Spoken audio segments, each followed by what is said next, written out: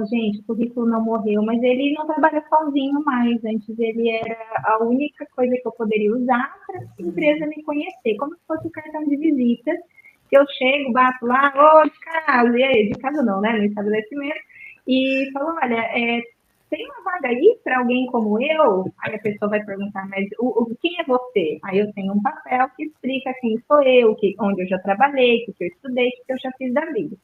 Hoje, a gente tem mais canais, então não seria muito inteligente eu apostar em um único canal se eu tenho várias opções de canais. Então, o currículo continua existindo, mas existem outros caminhos.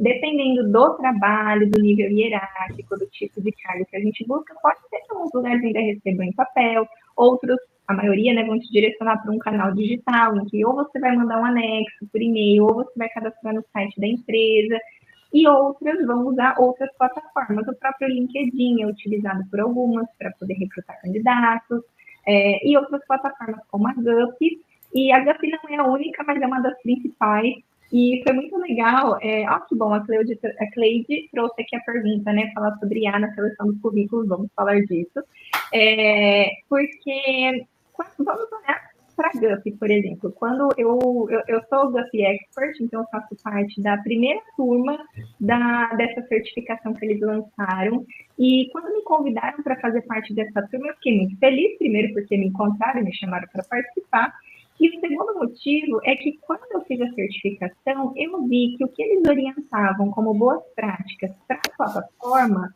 era o que eu já vinha ensinando desde 2021, que é quando eu trabalho como mentora de carreira, que é o seguinte, quando a gente vai pensar na GUP ou no LinkedIn, eu tenho um LinkedIn único, eu não tenho um LinkedIn para cada vaga, eu tenho um perfil no LinkedIn.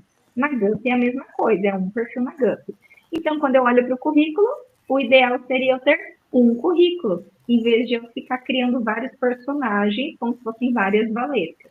Agora, o que eu preciso me atentar? Se eu estou buscando uma vaga na área de marketing, eu poderia trabalhar no marketing, porque eu estudei relações públicas, mas eu também poderia trabalhar no RH, como eu já trabalhei. Então, se eu for, entre aspas, aqui, tá, pessoal? A gente não vai se vender, não somos produtos, mas como a Sandra trouxe, uma analogia, como se fôssemos um produto, não somos, mas é uma analogia. Então, se eu vou me vender para uma vaga no marketing, eu vou falar de habilidades diferentes do que se eu for me vender para uma vaga na área do RH. Então, não é que eu sou pessoas diferentes, mas eu dou ênfase a características diferentes. Aí imagina, João, a salada que vai virar se eu tenho um currículo apontando para o marketing, o meu LinkedIn aponta para o RH, chega lá na GUP, eu dou uma misturada nos dois, aí pode ser pelo LinkedIn, pode ser o recrutador, pode ser a inteligência artificial, ela não vai entender quem eu sou, o que eu busco, para onde eu vou, como a Sandra trouxe, a minha marca pessoal vai ficar bagunçada. Então, quando eu vejo as orientações de criar um currículo para cada vaga, eu recomendo cautela, porque em vez de criar vários personagens, vamos pensar que eu preciso não criar vários currículos, e sim criar um currículo adequado ao tipo de vaga que eu busco. Não é que eu vou fazer um currículo para uma única vaga, mas todas as vagas naquele estilo, aquele currículo combina, o perfil do LinkedIn combina, o perfil da GUP combina. Então, tendo uma estratégia de marca pessoal e de objetivo de carreira bem definido, como a Sandra já mencionou, e eu sei que você e o Adriano também vão falar, tendo isso bem definido, eu vou pensar agora na minha narrativa, como que eu me apresento para o mercado, na entrevista e nas etapas anteriores, que é como eu coloco por escrito, como eu conto a minha história. E aí, onde que entra a inteligência artificial? Porque até agora, imagino que esteja fazendo sentido aqui, né, no raciocínio. A inteligência artificial, ela não vai fazer nada tão mirabolante. Além disso, a única diferença é que ela, em vez de ser um recrutador, como eu já fiz isso, gente, eu fazia isso ali na versão antiga.